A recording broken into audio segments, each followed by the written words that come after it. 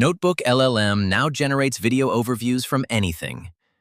But does it work better with raw text notes or existing YouTube links?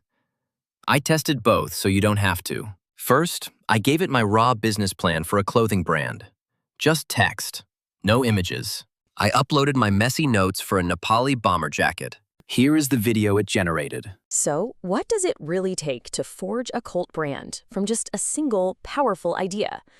I mean, how do you take a piece of clothing and turn it into an absolute icon? And we'll be using the launch of a super technical bomber jacket in Nepal as our case study. Okay, so every great brand, and I mean every great brand, starts by solving a real problem. So visually, the outerwear market in Nepal kind of looks like this. What's so interesting about this is how clearly it lays out the opportunity. The core idea here is just brilliantly simple. Create one jacket to rule them all. That's the percentage of Nepal's population that's under the age of 25. All right, let's get into the product itself and see how this all comes together. They aggressively re-engineered it. That standard knit collar that just soaks up rain, gone. Replaced with a waterproof stand collar. We're talking fully taped seams and 10,000 millimeter waterproofing that basically makes it monsoon-proof, and UV-stabilized fabric to protect you from that intense high-altitude sun. And they went even deeper, designing specific features just for their user. So how do you launch it and create a real cult following? It's a very methodical three-phase plan that prioritizes building an authentic community over just buying a flashy ad campaign. You target people whose endorsement is a technical validation, not just a fashion choice. And the strategy here is just brilliant. You give the very first prototype jackets to a small handful of key writers. But a successful launch, that's not the end game. The vision here goes way beyond just one jacket. The brand builds a whole sustainable ecosystem. I mean, this quote just perfectly sums up the brand's entire value proposition.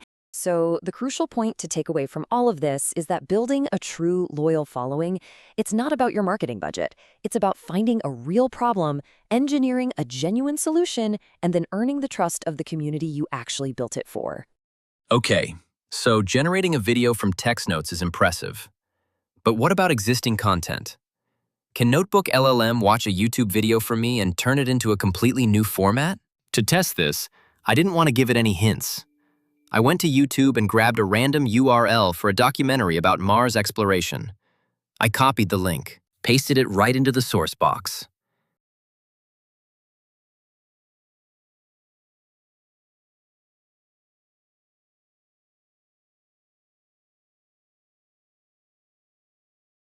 You can add many video URLs. Ready to feel the difference.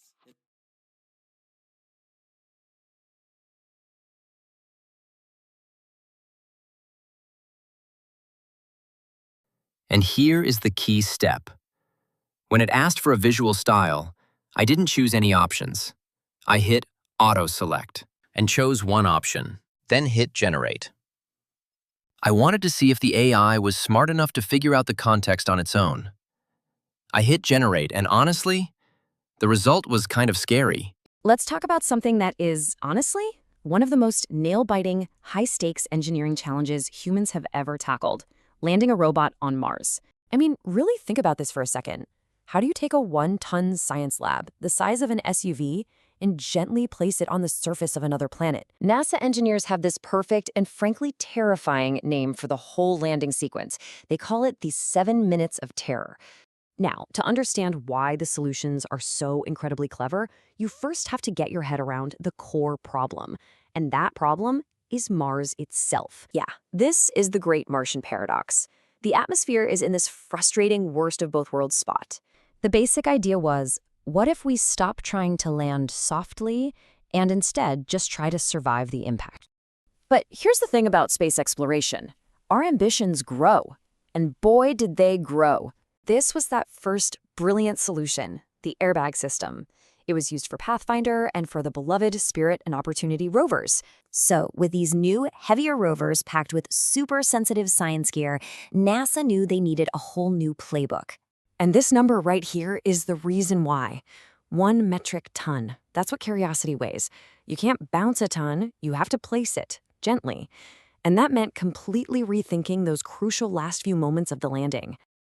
After a giant parachute does its thing, this rocket-powered jetpack takes over. But it solved the how to land softly problem, not the how to land softly exactly where we want to problem.